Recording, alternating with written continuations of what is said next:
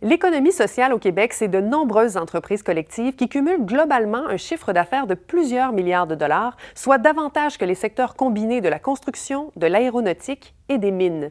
Des centaines de milliers de personnes y travaillent et consomment chaque jour des produits ou des services dans tous les secteurs d'activité, du commerce au détail aux nouvelles technologies.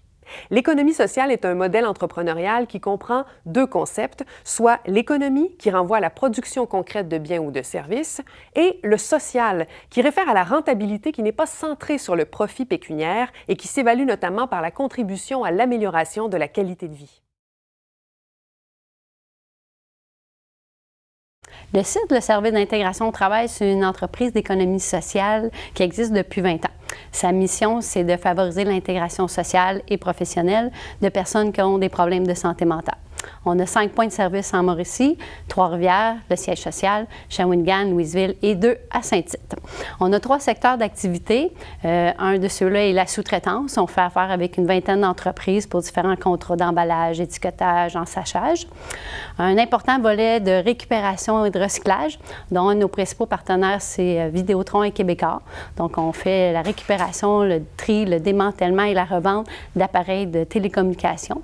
Et un magnifique atelier de vitrail et boutique qui est situé ici à Trois-Rivières.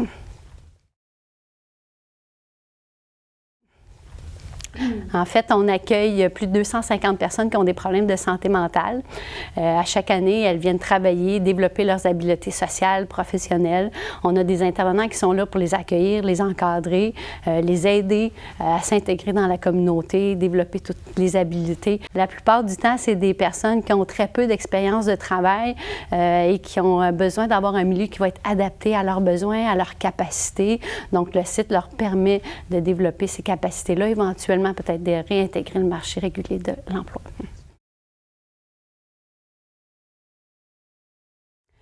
Une entreprise d'économie sociale diffère par rapport à la gestion du capital humain sur différents aspects.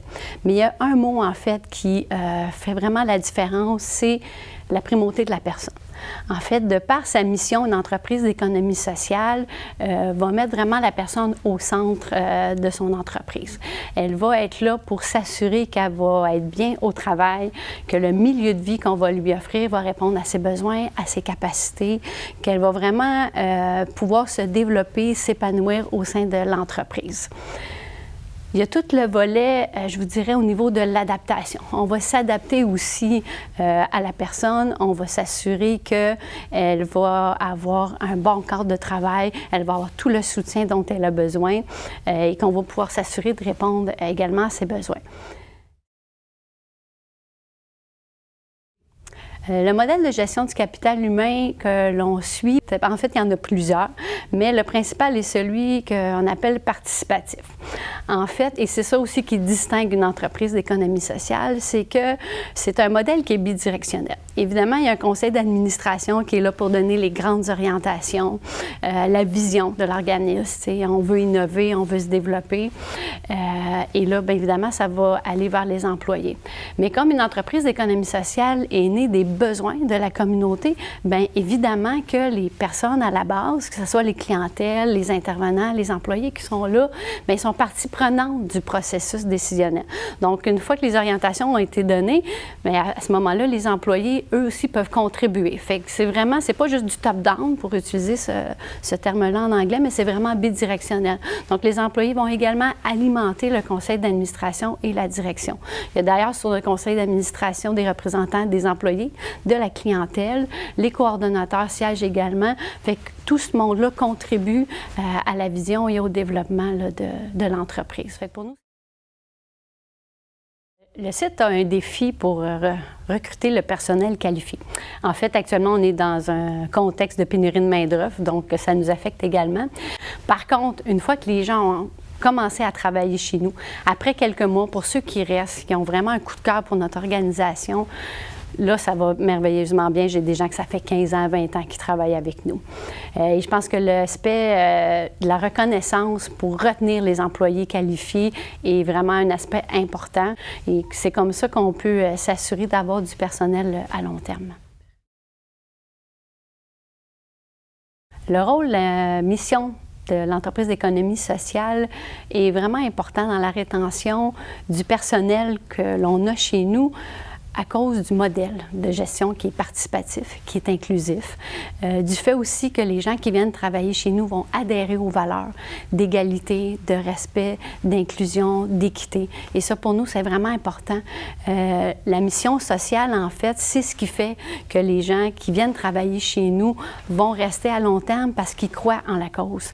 Et je pense que le fait que ça soit un milieu de vie, en fait, aussi pour les personnes qui travaillent chez nous, les intervenants, les employés ont l'impression qu'ils contribuent aussi à améliorer la société, à quelque chose d'un petit peu plus grand que soi.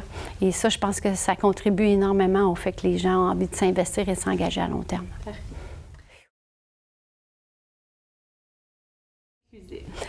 Le site est un milieu de travail inclusif de par sa mission, en fait. On est là pour accueillir des gens qui ont des problèmes de santé mentale, qui malheureusement ont souvent été exclus, que ce soit du milieu de travail, que ce soit de la société de façon générale. Et donc, nous, on offre un milieu ouvert aux différences, ouvert aux personnes qui ont des défis à relever, ouvert aux personnes, justement, qui n'ont pas toutes eu l'expérience ou la chance de développer des habiletés de travail, des habiletés sociales et professionnelles. Donc, elles peuvent se retrouver dans un endroit où on va les accueillir comme elles sont et on va les accompagner dans leur cheminement. On est vraiment là pour les soutenir et pas pour imposer une vision, mais vraiment pour les accompagner dans la réalisation de leurs rêves. Par définition, les entreprises d'économie sociale privilégient la primauté du capital humain dans leurs décisions d'affaires. Par conséquent, elles mettent en place des modèles de gestion participatifs et inclusifs. Leur modèle repose sur un système bidirectionnel. Ces types de gestion favorisent l'adhésion à la mission de l'entreprise, le sentiment d'appartenance, ainsi que la mobilisation du personnel, ce qui optimise la rétention à l'emploi.